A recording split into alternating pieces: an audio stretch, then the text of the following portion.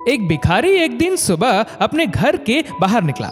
त्योहार का दिन है, आज गांव में बहुत भिक्षा मिलने की संभावना है। वो अपनी झोली में थोड़े से चावल के दाने डालकर बाहर आया। चावल के दाने उसने डाल दिए हैं अपनी झोली में, क्योंकि झोली अगर भरी दिखाई पड़े तो देने वाले को आसानी होती है। उसे लगता है कि किसी और ने भी दिया है। सूरज निकलने के करीब है, रास्ता सोया है, अभी लोग जाग ही रहे हैं।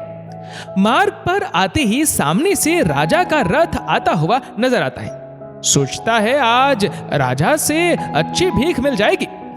राजा का रथ उसके पास आकर रुक जाता है। उसने सोचा, धन्य है मेरा भाग्य, आज तक कभी राजा से भिक्षा नहीं मांग पाया, क्योंकि द्वारपाल बाहर से ही लौटा देता है।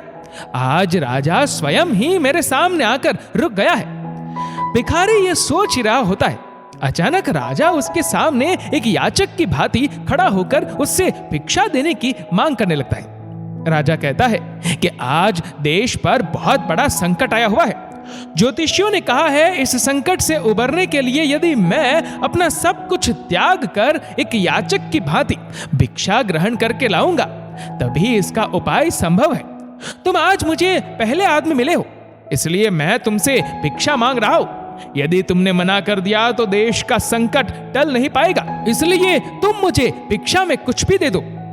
भिखारी तो सारा जीवन मांगता ही आया था, कभी देने के लिए उसका हाथ उठा ही नहीं था। सोच में पड़ गया कि यह आज कैसा समय आ गया है, एक भिखारी से भिक्षा मांगी जा रही है और मना भी नहीं कर सकता। बड़ी मुश्किल से एक चावल का दाना निकालकर उसने राजा को दिया। राजा वही एक चावल का दाना लेकर खुश होकर आगे भिक्षा लेने चला गया। सबने उस राजा को बढ़ बढ़कर भिक्षा दी, परंतु भिखारी को चावल के दाने के जाने का भी गम सताने लगा। जैसे तैसे शाम को वह घर आया। भिखारी की पत्नी ने भिखारी की झोली पलटी तो उसमें उसे भीख के अंदर एक सोने का चावल का दाना भी नजर आया।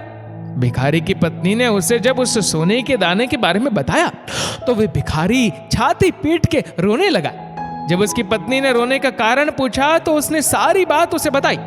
उसकी पत्नी ने कहा, तुम्हें पता नहीं कि जो दान हम देते हैं वही हमारे लिए स्वर्ण है, जो हम इकट्ठा कर लेते हैं वह सदा के लिए मिट्टी का हो जाता है। उस दिन से उस भिखारी ने भिक्षा मांगनी छोड़ दी और मेहनत करके अपना तथा परिवार का भरण पोषण करने लगा। जिसने सदा दूसरों के आगे हाथ फैलाकर भीख मांगी थी, अब खुले हाथ से दान पुण्य करने लगा। धीरे धीरे उसके दिन भी बदलने लगे। जो लोग सदा उससे दूरी बनाया करते थे, अब उसके समीप आने लगे।